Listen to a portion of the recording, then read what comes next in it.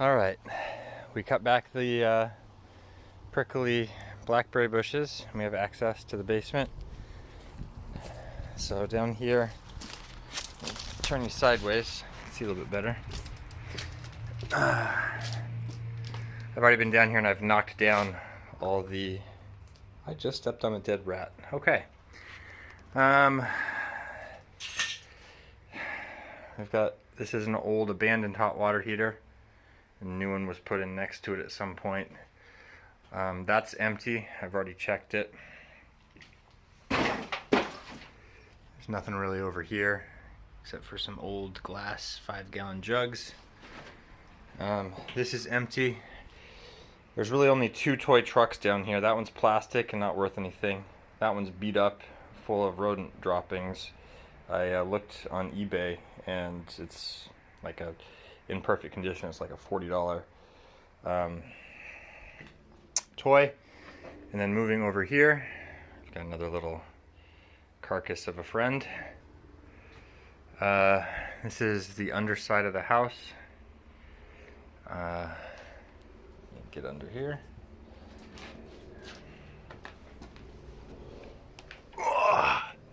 I've already been under here and I knocked down all the cobwebs. So under here, we've got a perimeter concrete foundation with concrete block piers. And we've got beams and floor joists. I mean, whoever built this house, this is all old growth redwood. I mean, you'll never see wood like this again. Old growth, true dimension. So that's a true 4x6. Stuff coming off the mills today is 3.5 inches by 5.5 inches. So, I mean, it's construction you'll never see again. Some of that is good and some of that is not good. I mean, this is crazy. Like this beam that runs left to right under here is a true dimension 4x6. But then they didn't quite get the height right, so they put all these shims in when they ran their floor joists, which are these right here. These are true dimension 2x6s. I mean, I don't know what the value of this lumber is. I mean, not enough to pay for knocking this thing down, but anyways, gas line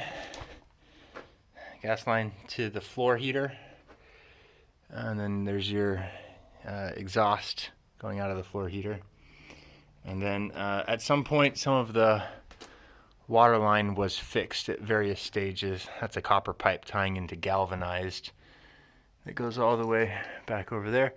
This is your sewer that runs out and I guess goes down into here to take out.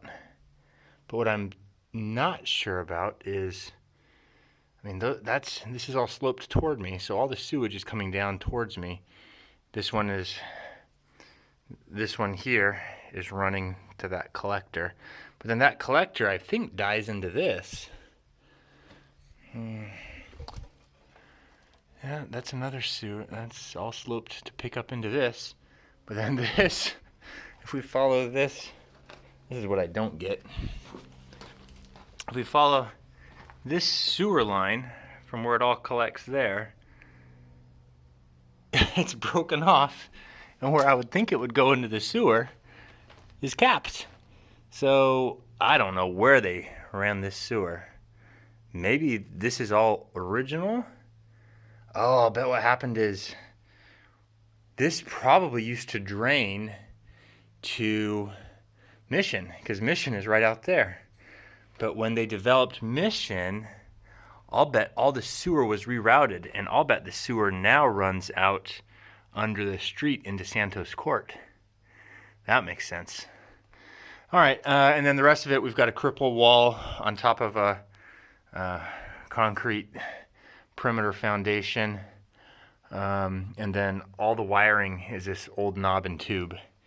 It's, oh, there's another carcass of something. All this wiring is original knob and tube. That's a wonder that this house did not burn down. I mean, the knob and tube actually looks decent. It doesn't look too spliced up or tied into. Normally when you start having house fires is when the knob and tube is spliced into Romex, and then you have a couple different generations of Romex, where this all appears to be original knob and tube, which is probably why this house has not had any electrical issues. And then, Grandma, I could not find, you told me there was some type of weigh scale down here. Old school, like marketplace weigh scale for weighing meats or vegetables or something. But I cannot find any evidence of a weigh scale. Lots of rodent droppings. Nothing really of value in the crawl space. So I'm gonna tidy this up. Well, I'm not gonna tidy up anything. I'm gonna get out of here and see if there's anything in the attic. All right.